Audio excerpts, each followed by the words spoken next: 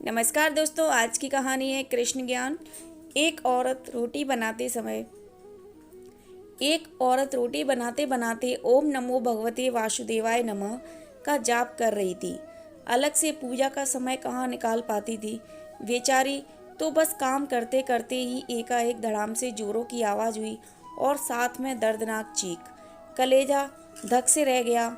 जब आंगन में दौड़कर झांकी तो 8 साल का मुन्नू चित्त पड़ा था, खून से लथपथ।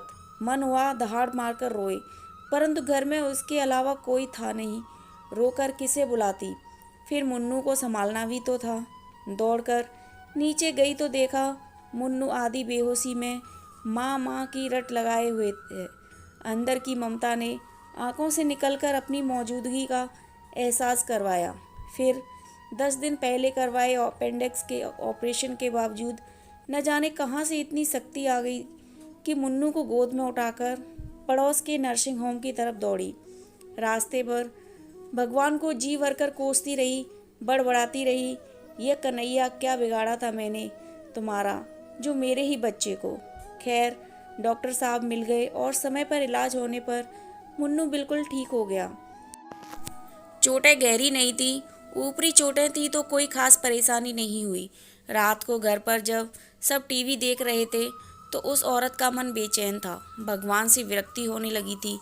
एक माँ की ममता प्रभु सत्ता को चुनौती दे रही थी। उसके दिमाग में दिन भर की सारी घटना चलचित्र की तरह चलने लगी। कैसे मुन्नू आंगन में गिरा कि एकाएक उसकी आत्मा सिहर उठी। कल ही तो पुराने चापाकल का पाइप का टुकड़ा आंगन से हटवाया है, ठीक उसी जगह था जहाँ मुन्नू गिरा पड़ा था।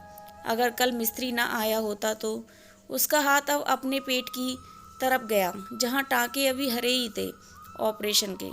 आश्चर्य हुआ कि उसने 20-22 किलो के मुन्नू को उठाया कैसे। कैसे वह आधा किलोमीटर तक दौड़ती चली गई। फूल सा हल्का लग रहा था मुन्नू। वैसे तो वह कपड़ों की बाल्टी तक छत पर नहीं ले जा पाती। फिर उसे ख्याल आया कि डॉक्टर साहब को 2 बजे तक ही रहते हैं, और जब वह पहुंची तो 3:30 बज रहे थे। उसके जाते ही तुरंत इलाज हुआ, मानो किसी ने उन्हें रोक कर रखा था। उसका सर प्रभु चरणों में श्रद्धा से झुक गया।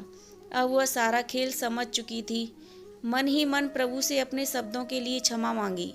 तभी टीवी पर ध्यान गया तो प्रवचन आ रहा।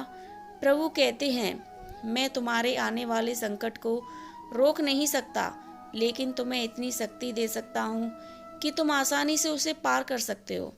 तुम्हारी राह आसान कर सकता हूँ, बस धर्म के मार्ग पर चलते रहो। उस औरत ने घर के मंदिर में झांक कर देखा। कन्हैया मुस्कुरा रहे थे। हम बहुत बार संकट के समय या खुशी के पल में ईश्वर की कृपा तत्क्षण समझ नहीं पाते, पर बाद में यह एहसास हो ही जाता है कि यह सिर्फ ईश्वर की कृपा थी। ऐसे वक्त श्रद्धा, आस्था और धैर्य बनाए रखें। आपने भी कृष्ण कृपा महसूस की हो तो जय श्री कृष्ण कमेंट कीजिए। वीडियो पसंद आई हो तो ज़रूर अपने दोस्तों और परिवार के साथ शेयर कीजिए। धन्यवाद।